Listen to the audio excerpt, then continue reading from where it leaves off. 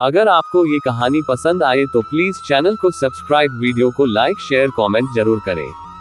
एक बार इंद्र देव ऋषि दुर्वासा द्वारा आयोजित स्वर्ग में एक बैठक में भाग ले रहे थे। उस समय हर कोई एक गहन मंथन में डूबा था। पुंजिकस्थली नाम की एक अप्सरा अनजाने में उस बैठक में विघ्न पैदा कर रही थी। तभी ऋषि दुर्वासा ने उसे ऐसा नहीं करने को कहा। ऋषि दुर्वासा की कही गई बातों को उस अप्सरा ने अनसुना कर दिया। ये देखकर वो नाराज हो गए। तब ऋषि दुर्वासा ने उसे श्राप देते हुए कहा कि तुम एक वानर की तरह उछल कूद कर रही हो, इसलिए तुम उसी प्रकार एक वानर बन जाओ। ऋषि दुर्वासा के शाप की बात सुनकर अप्सरा को अपनी गलती का एहसास हुआ और वो रोते हुए क्षमा मांगने लगी।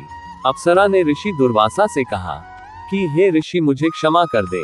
मैं आपको परेशान करने के लिए ये काम नहीं कर रही थी। मुझे इस बात का तनिक भी अंदाजा नहीं था कि मेरी ऐसी मूर्खता का मुझे ऐसा परिणाम मिलेगा। ऋषि दुर्वासा ने उसकी विनम्र विनती को देखकर अप्सरा से कहा कि तुम रो मत। अगले जन्म में तुम एक भगवान से शादी करोगी, लेकिन वह एक वानर होगा और तुम्हारा जो पुत्र होगा वह बहुत ही शक्तिशाली होगा। भगवान श्री राम का प्रिय भक्त होगा। यह सुनकर पुंजिकस्थली ने ऋषि दुर्वासा को प्रणाम करते हुए दिए गए श्राप को स्वीकार किया। तब माता अंजना का जन्म वानर भगवान विराज से हुआ। जब माता अंजना विवाह योग्य हो गई, तब उनकी शादी वानर भगवान केसरी से हुई थी। इसके बाद माता अंजना अपने पति के साथ सुखी वैवाहिक जीवन व्यतीत करने लगी। अंजना और केसरी एक शांतिपूर्ण जीवन जी रहे थे। एक दिन शंखबल नामक जंगली हाथी ने अपना नियंत्रण खो दिया और हंगामा खड़ा कर दिया। कई लोगों की इस हंगामे में जान चली गई।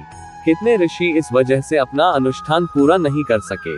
भगवान केसरी शंखबल से बेहद प्रेम करते थे। भगवान केसरी ने अपने प्रिय हाथी को जब मार डाला तो वह बहुत शोक में डूब गए।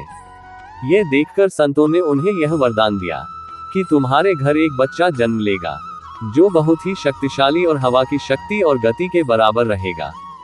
तब इस प्रकार भगवान केसरी के घर में माता अंजना ने भगवान श्री हनुमान जी को जन्म दिया।